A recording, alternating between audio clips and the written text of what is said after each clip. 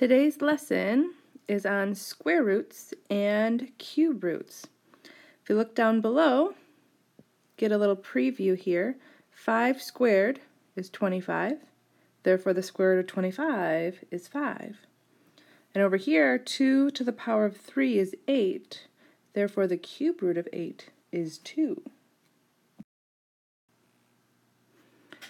All right, so this lesson is on perfect square numbers and square roots. So what is a perfect square number? If you look below, we have a square. And I want you to think about how you would find the area of a square. You first learned length times width. However, in a square, the length and the width are always the same. All 4 sides are equal. So let's just say one side length is 3. Then therefore the other one is 3. So area is 3 times 3, and any number multiplied by itself is the same as 3 squared. So in this case we have 9. So 9 is a perfect square number because it's the area of a square. In addition to perfect squares and square roots, we will be looking at perfect cube numbers and cube roots. So similar to the square, a cube, all sides are the same, but since it's 3-dimensional, we talk about volume instead of area. And length times width times height is the formula for volume.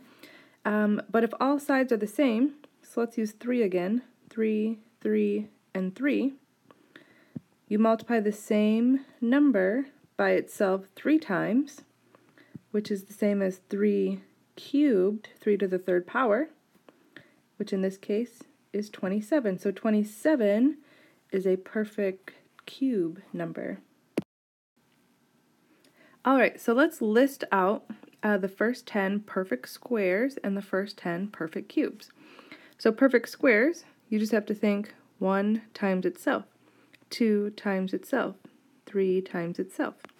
Alright, so 1 times 1, 2 times 2, 3 times 3, 4 times 4, 5 times 5, 6 times 6, 7 times 7, 8 times 8, 9 times 9, and 10 times 10.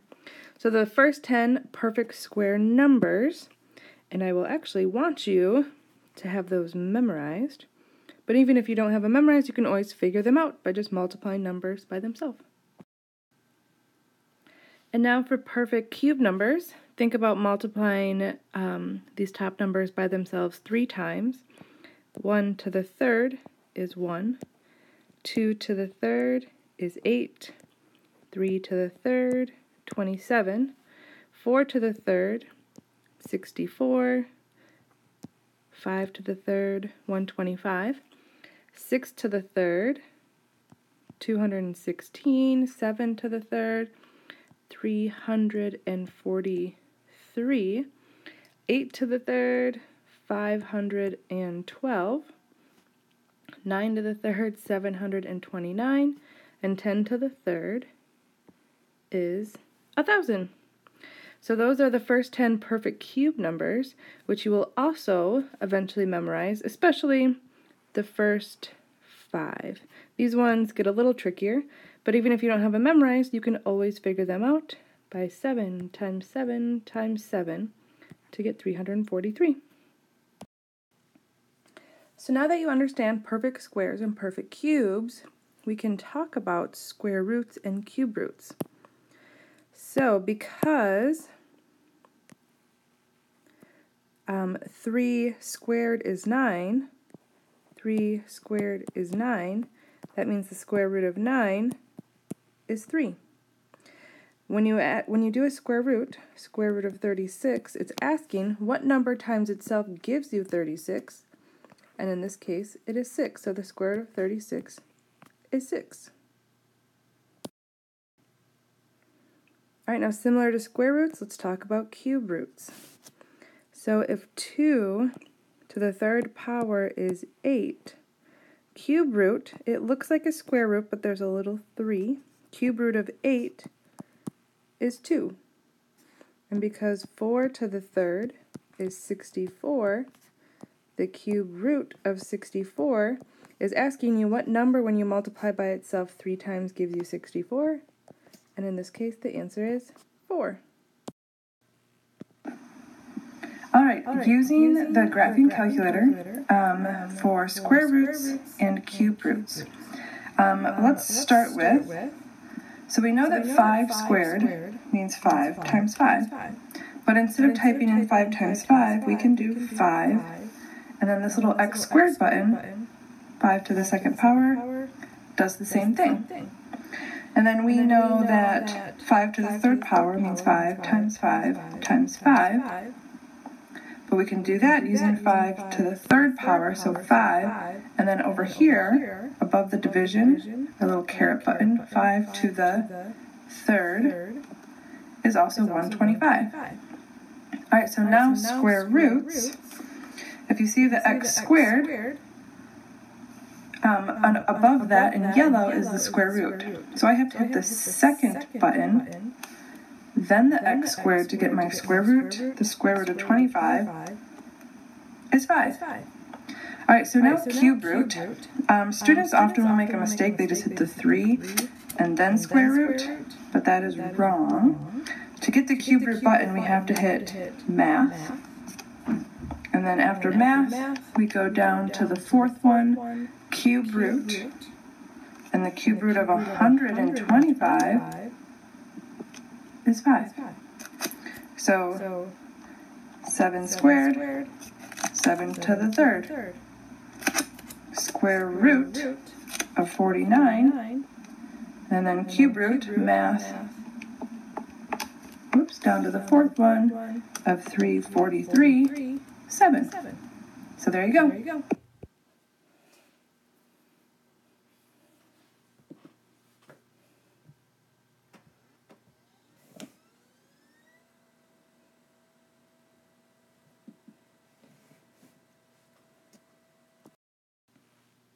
Alright, so let's start taking square roots and cube roots.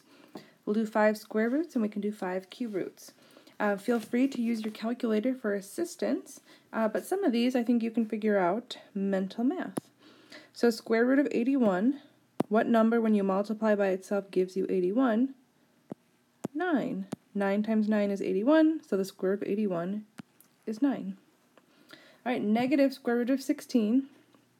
Let's see. Number times itself to give you 16, well that's 4. And if there's a negative out in front of the square root, it means your answer is negative. So negative 4. Alright, so now we have the square root of this fraction. But if you notice, both of the numbers, 25 and 36, those are perfect square numbers. So what you can do is just take the square root of them separately. Square root of 25, and then square root of 36. The square root of 25 is 5, and the square root of 36 is 6. So it equals the fraction 5 over 6. Alright, next one is a decimal. You can plug it into your calculator, or let's think about, well, I know 3 times 3 is 9, so what times what will give me 0.09? And in this case, it's 0.3. 0.3 times 0.3 is 0.09. Alright, so notice those 4 square roots. I get some integers, a terminating decimal, and a fraction. All of those square roots are rational numbers.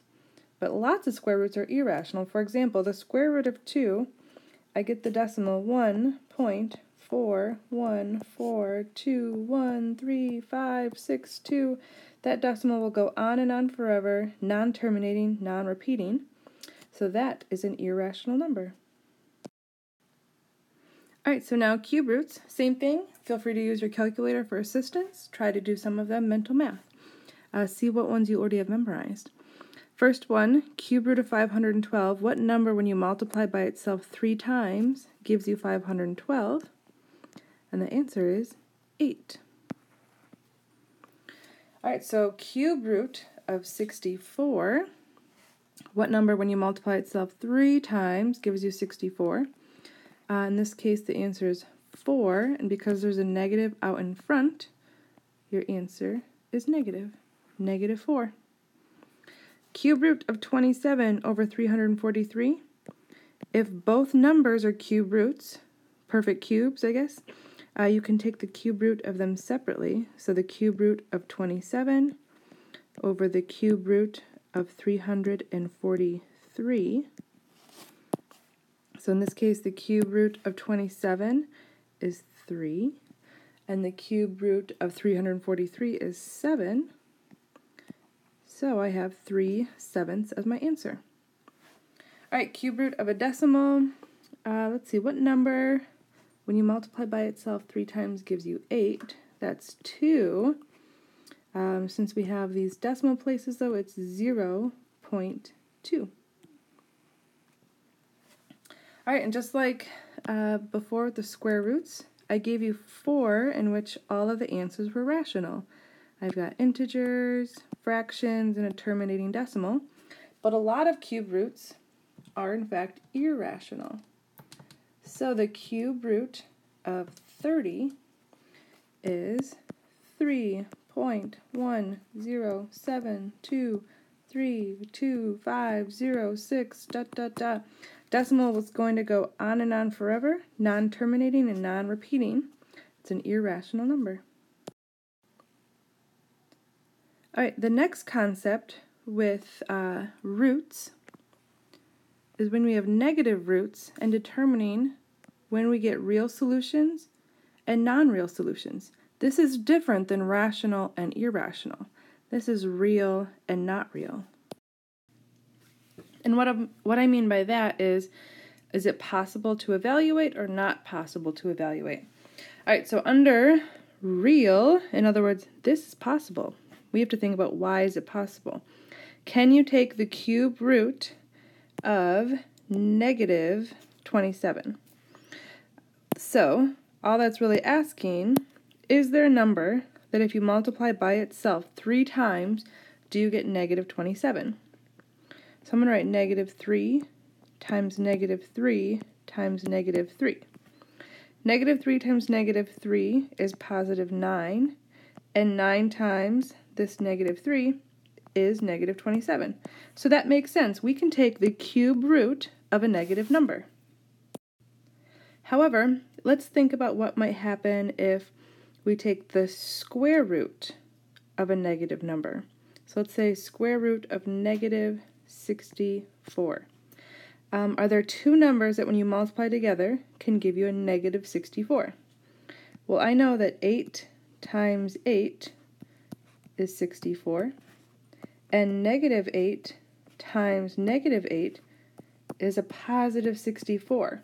So we can't multiply one number by itself and ever get a negative answer because 2 negatives make a positive.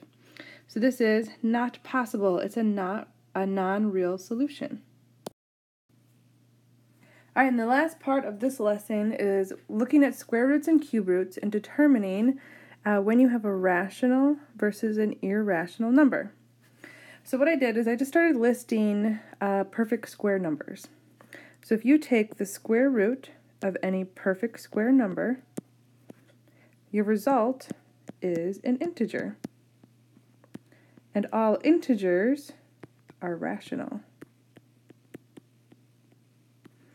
Now, if you take the square root of any number in between your perfect squares, a non-perfect number, when you square root it, so let's say square root of 28. I should know, without even calculating, that the square root of 28 is irrational. But if you're ever not sure, if you take the square root, and I have 5.291502622, it's a non-terminating, non-repeating decimal. The same thing is going to happen with cube roots. If you take the cube root of a perfect cube, you'll get an integer, and all integers are rational. And then the cube root of any other number is always going to be irrational. So there's your full lesson on square roots and cube roots. Good luck.